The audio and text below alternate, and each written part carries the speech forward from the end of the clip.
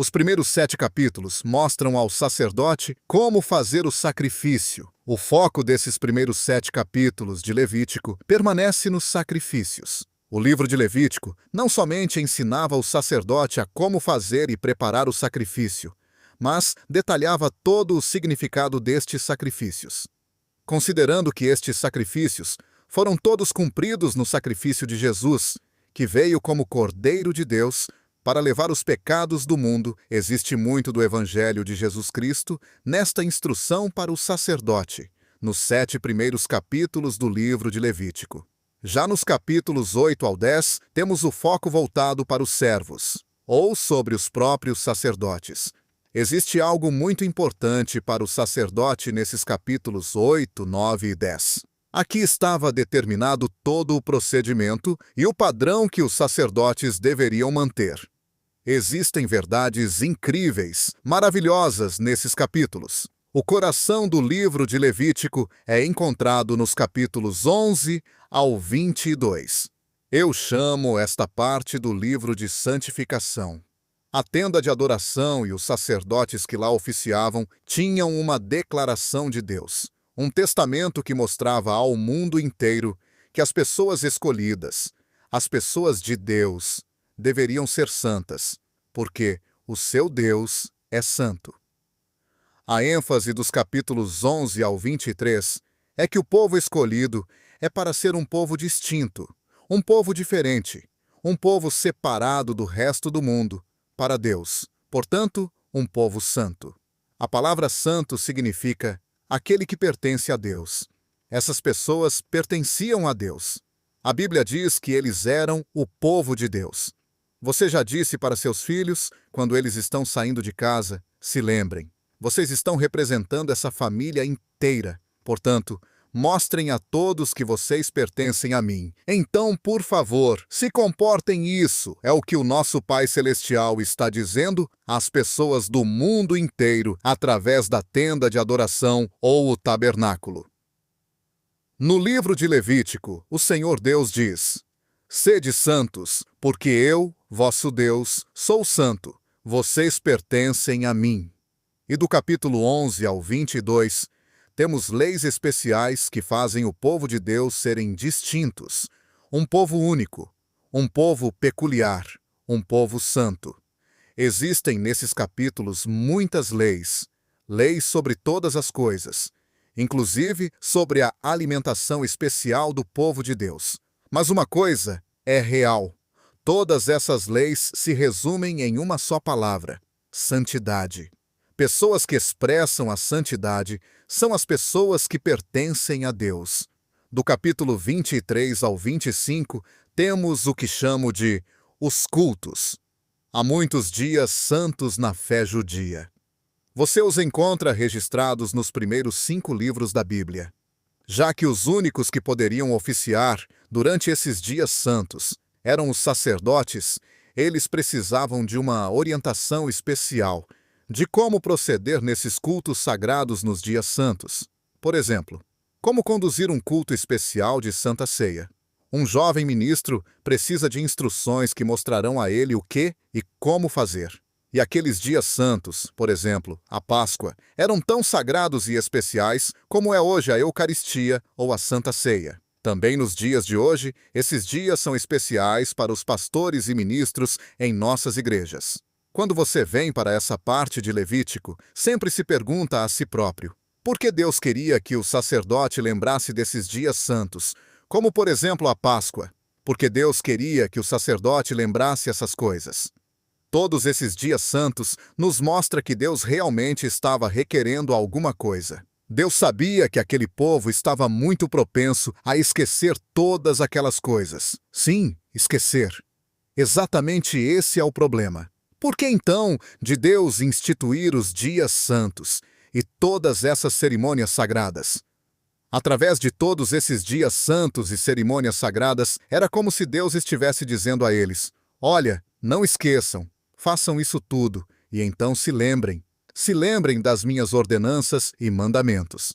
Eu chamo esta parte de os cultos, porque todos esses dias santos e cerimônias são descritas nos capítulos 23 a 25. Agora estamos chegando, para os 2 últimos capítulos do livro de Levítico. Estes eu chamo de a rendição. O livro de Levítico, o de Deuteronômio e Josué terminam de uma forma similar. Esses 3 livros se fecham com uma tremenda, e eu quero dizer tremenda mesmo, tremenda exortação para o povo de Deus obedecer à lei de Deus e ser um povo santo, pois para isso ele o chamou. Eles tinham sido libertados e salvos para este propósito, ou seja, ser santos. Essa exortação nesses últimos capítulos deste livro faz com que eles sejam muito dinâmicos. Moisés disse que tinha um problema na fala, ou não podia se articular muito bem.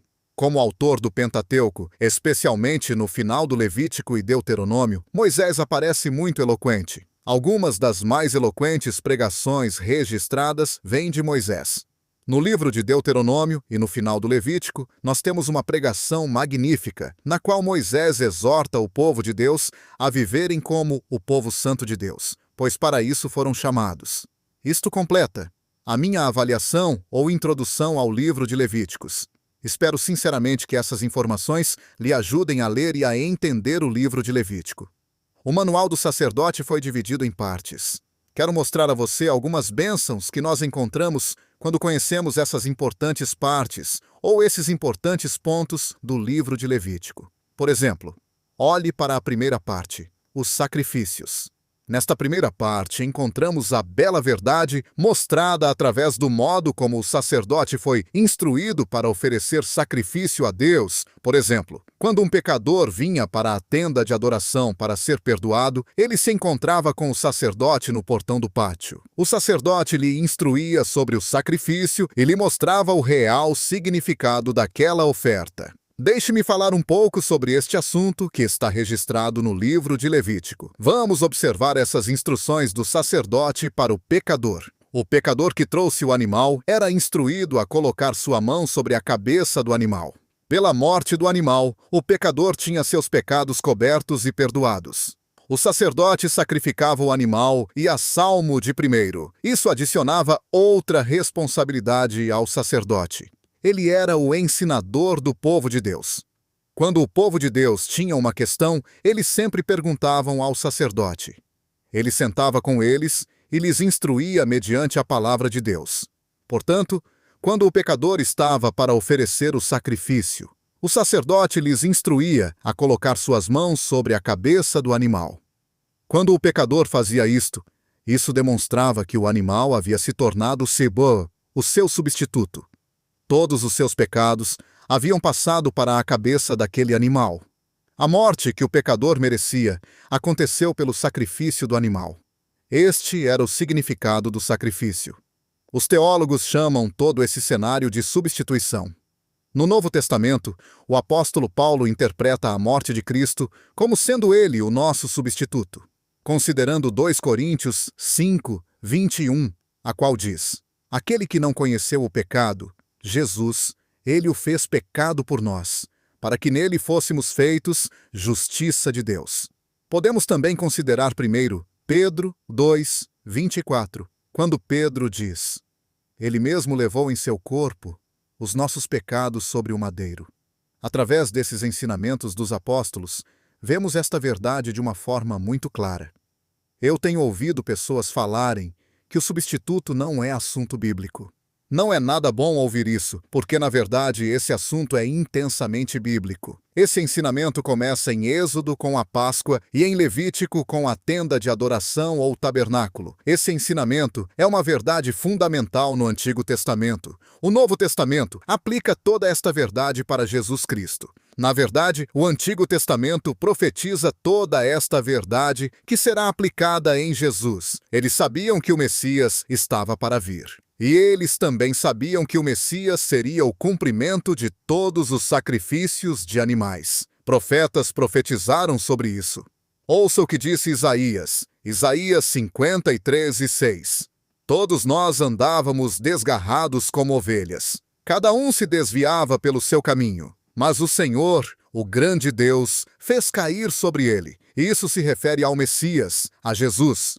O Senhor fez cair sobre ele a iniquidade de todos nós. Esse é um versículo maravilhoso. Esse verso começa e termina com a mesma palavra, a palavra todos. Você deveria fazer duas questões sobre Isaías 53:6. Você acredita que está incluído nesse primeiro todos do verso, quando ele diz: todos nós andávamos desgarrados como ovelhas, e se desviávamos pelo nosso próprio caminho? Você alguma vez já reconheceu? Isto me inclui. Eu estive andando em meu próprio caminho, no meu próprio modo, como um pecador, como uma ovelha. Eu acredito que é muito importante você confessar a sua necessidade e a sua fé no Evangelho de Jesus Cristo. Mas temos ainda o último todos. Você deveria perguntar a você mesmo: eu acredito que estou incluído nesse último todos desse versículo. Como você pode perceber, o primeiro todos é uma má notícia. Todos nós somos pecadores. Esta é a má notícia. Mas o versículo termina com uma boa notícia. O Senhor Deus, Jeová, tem lançado sobre ele, sobre Jesus o Cordeiro, todos os nossos pecados, todas as nossas iniquidades. Você acredita que está incluído neste último todos? Se você acredita que está incluído neste último todos, se você realmente está incluído nesse último todos, então você está salvo. É isso mesmo. Então fique feliz. Você está salvo. Isto é o que é necessário: acreditar para ser salvo, para nascer de novo em Cristo, como chamamos hoje. Este é o fato principal do Evangelho. E tudo isto é belamente ilustrado para nós hoje. No livro de Levítico, podemos descobrir, em conexão com os sacrifícios, que há momento na história de Israel que a nação inteira estava em pecado. Era momento de um arrependimento nacional. Os sacerdotes foram instruídos que se a nação inteira de Israel pecasse, sem perceber que tivesse feito algo que Deus não queria que fizessem, todos eram culpados. Quando eles perceberam que realmente estavam em pecado, ofereceram um touro jovem em sacrifício pelos pecados. Eles o levaram para dentro do tabernáculo e os líderes da nação, agora muito importante, porque retrata para nós como o presidente, o secretário de Estado, e todos os líderes do governo de hoje, todos eles colocaram suas mãos sobre a cabeça do animal e o sacrificaram na presença de Deus. Então, seguiram os mesmos procedimentos do sacrifício regular pelos pecados. Dessa forma, os sacerdotes estavam oferecendo o sacrifício para toda a nação. E cada um estaria sendo perdoado. Será que isso não seria algo importante para se experimentar hoje em dia? Um arrependimento nacional de todos os pecados? Esta era uma prática descrita no livro de Levíticos.